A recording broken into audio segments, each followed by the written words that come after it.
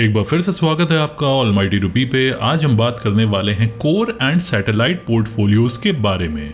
इस वीडियो में हम कोर एंड सैटेलाइट पोर्टफोलियोज होते क्या हैं इनके बारे में समझेंगे और साथ में जानेंगे कि मेरा जो 13 स्टॉक्स का सैटेलाइट पोर्टफोलियो बनाया है वो किस तरह के रिटर्न्स हमें जनरेट करके दे रहा है। मेरा टारगेट है उससे महीने के 2% यानी 24% सालाना रिटर्न्स जनरेट करने के।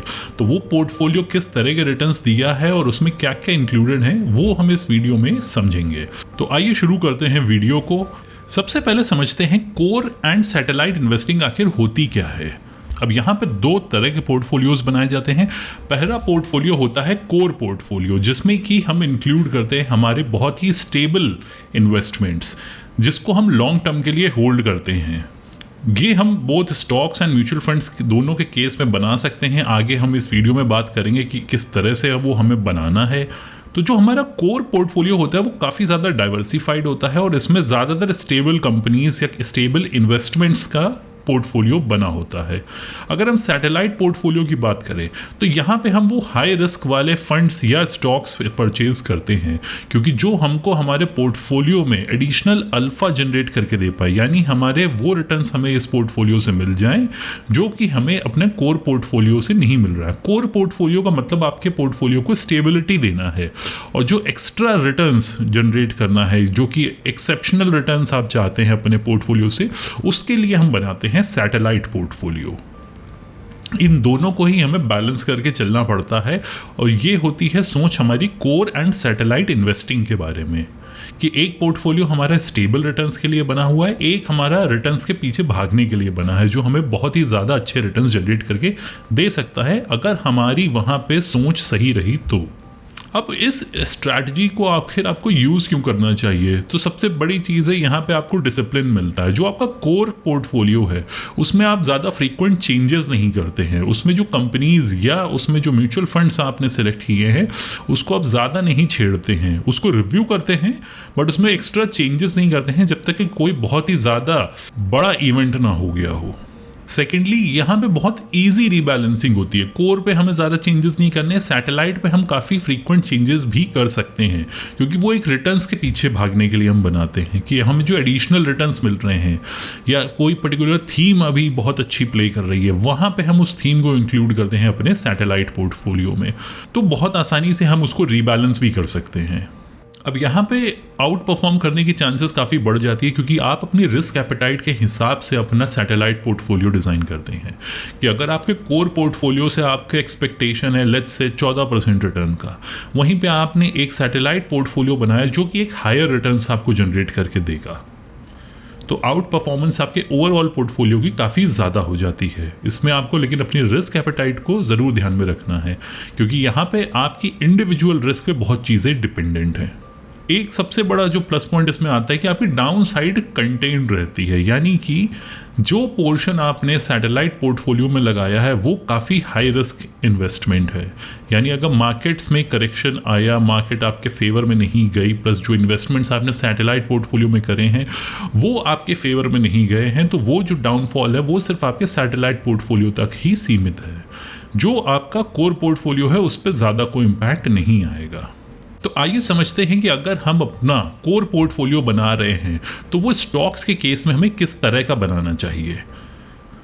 वहाँ पे हम लार्ज कैप स्टॉक्स को अपने पोर्टफोलियो में रख सकते हैं, जो कि बहुत अच्छे बिजनेसेस हैं जहाँ पे डेट कम है। अलग अलग सेगमेंट्स की हम कंपनीज यहाँ पे इंक्लूड कर सकते हैं, जिन कंपनीज की अर्निंग्स काफ़ी कंसिस्टेंट रही है और कंटिन्यूसली ग्रो कर रही है, या फिर उन कंपनीज के पास कोई ऐसी एडवांटेज है जो कि उन्हें एक बहुत ही अच्छी जगह पे प्रेजेंट करता है, या उन कंपनीज के पास ऐसा कोई कॉम्पिटिटिव एज है जिसकी वजह से वो कंपनीज काफ़ी अच्छा परफॉर्म करेंगी। स्टॉक्स में हम 8 से 15 स्टॉक्स का पोर्टफोलियो बना सकते हैं जो कि हमारे कोर स्टॉक्स का पोर्टफोलियो होगा, और ये हम एक लॉन्ग टर्म के पॉइंट ऑफ व्यू से होल्ड करेंगे। इसमें बहुत फ्रीक्वेंट चेंजेस नहीं करते हैं। और अगर हम म्यूचुअल फंड में कोर पोर्टफोलियो बना रहे हैं तो वहाँ पे हम लार्ज कैप या फ्लेक्सी कैप जैसे फंड्स इंक्लूड करेंगे। यहाँ पे हम फंड्स ऐसे रखेंगे जिनका कंसिस्टेंट ट्रैक रिकॉर्ड रहा हो।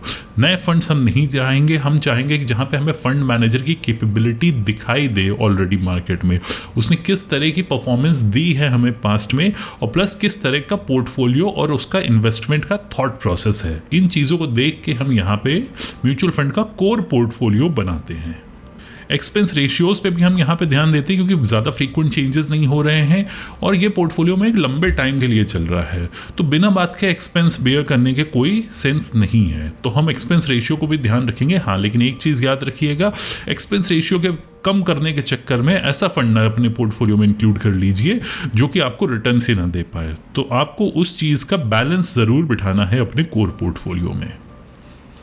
और कोर पोर्टफोलियो में हम अपनी सिप्स के थ्रू भी इन्वेस्ट करेंगे कि हमने एक तो लमसम लगा दिया, साथ में हमने उसमें सिप्स चला दी ताकि हमारी रुपी कॉस्ट एवरेजिंग होती रहे, क्योंकि लंबे टाइम के लिए है, जितना सिप्स हमारा चलता रहेगा उतना कोर पोर्टफोलियो और स्ट्रॉन्ग होता रहेगा।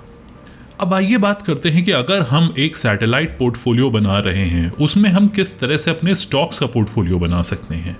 तो स्टॉक्स के केस में हमें यहाँ हाई ग्रोथ कंपनीज रखनी है या फिर ऐसी इमर्जिंग सेक्टर्स की कंपनीज रखनी है जो कि आने वाले टाइम पे बहुत ज़्यादा तेज़ रिटर्न्स हमें जनरेट करके दे पाएँ, क्योंकि समझिए ये एक सैटेलाइट पोर्टफोलियो है, ये हाई रिस्क हाई रिटर्न्स के लिए बनाया जाता है। तो यहाँ पे वो कंपनीज जो आने वाले टाइम पे बहुत अच्छी परफॉर्मेंस दे सकती हैं, जो थीम्स आप सुन रहे हैं कि आने वाले टाइम पे काफ़ी आपको बेहतरीन रिटर्न्स बना के दे सकते हैं, उस तरह की थीम्स को हम इसमें इंक्लूड करते हैं। अगर हम इसके साइज़ की बात करें तो अपने ओवरऑल पोर्टफोलियो का आप 2 से 6% के बीच में पर स्टॉक एलोकेशन कर सकते हैं।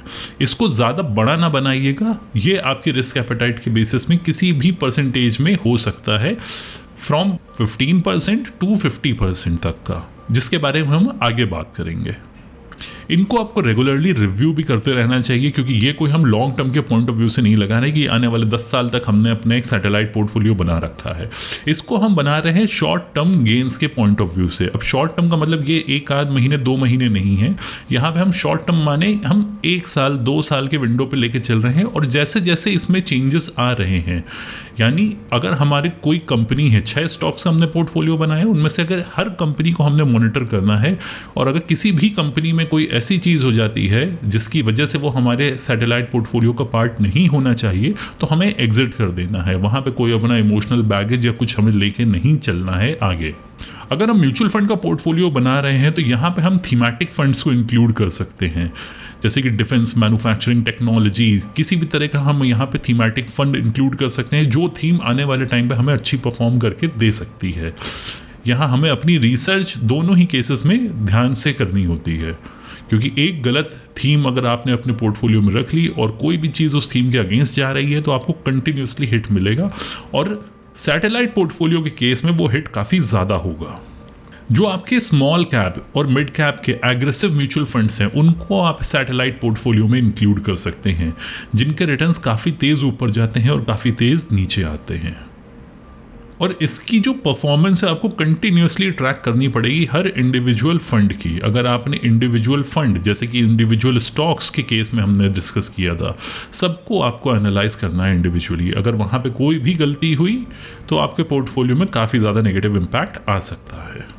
अब एक टिपिकल स्प्लिट की अगर हम बात करें तो एक कंजर्वेटिव इन्वेस्टर के लिए 85% पैसा तो कोर पोर्टफोलियो में होना चाहिए और 15% तक का आप सैटेलाइट पोर्टफोलियो में लगा सकते हैं। यहाँ पे कोई स्पेसिफिक परसेंटेज नहीं है, ये मैंने आपको एक इन्फॉर्मेशन के पॉइंट ऑफ व्यू से बनाया है।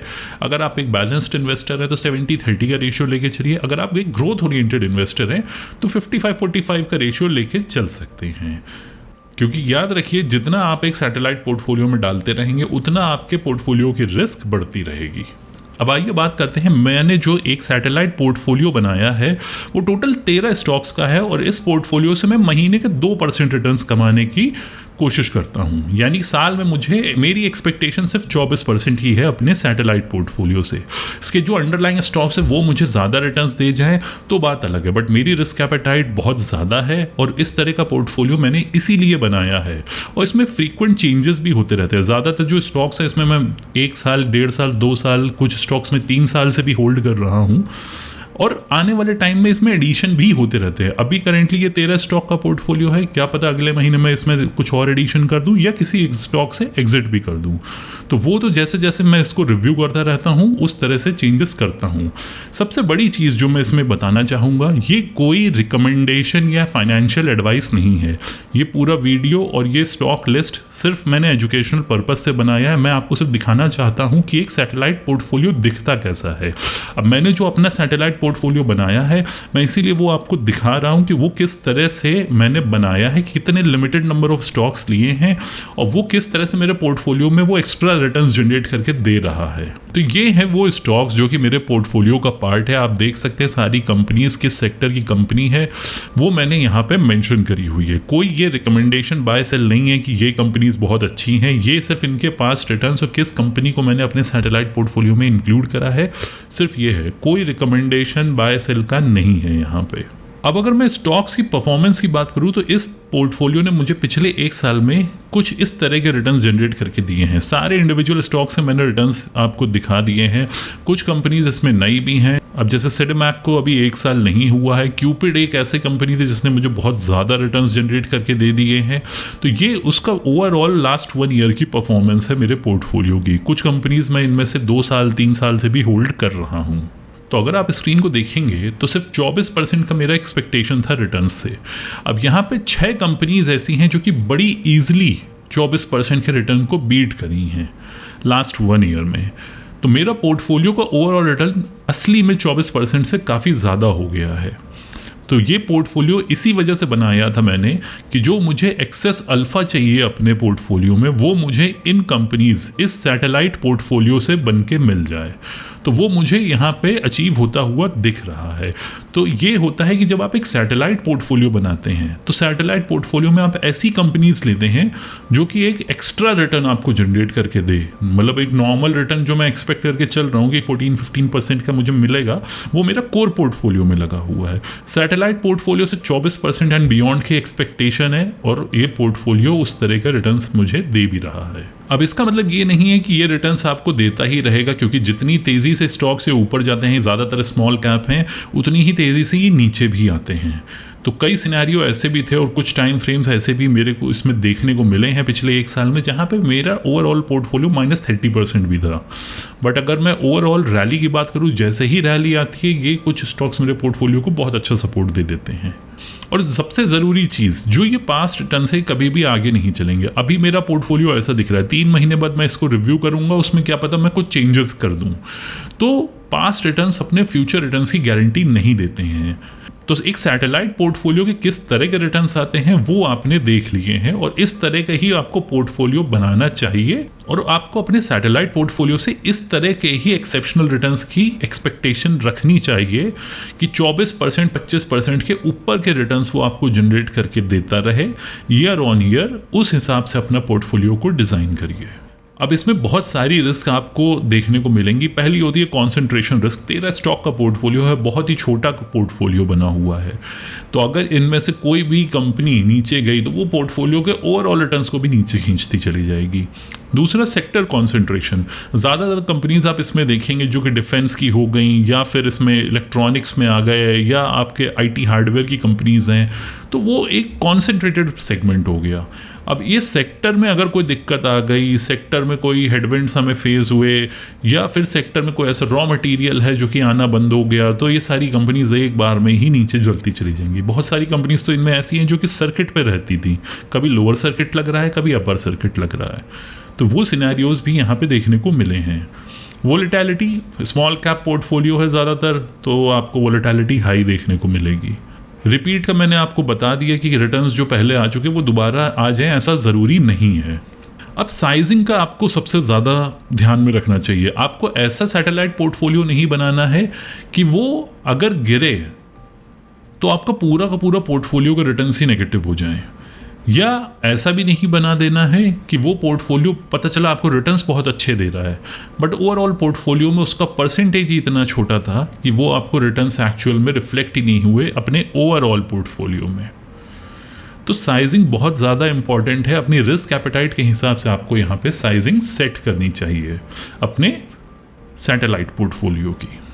तो ये था video core and satellite portfolios पे कि किस तरह की स्ट्रैटेजी है, कैसे बनाई जाती है और किस तरह की रिटर्न्स एक्सपेक्टेशंस हमें रखनी चाहिए अपने सैटेलाइट पोर्टफोलियो से एंड कोर पोर्टफोलियो से। ये वीडियो आपको कैसा लगा कमेंट्स में ज़रूर बताइएगा। अगर अच्छा लगा हो तो लाइक ज़रूर करिए और चैनल को सब्सक्राइब ज़रूर करिए। Thank you.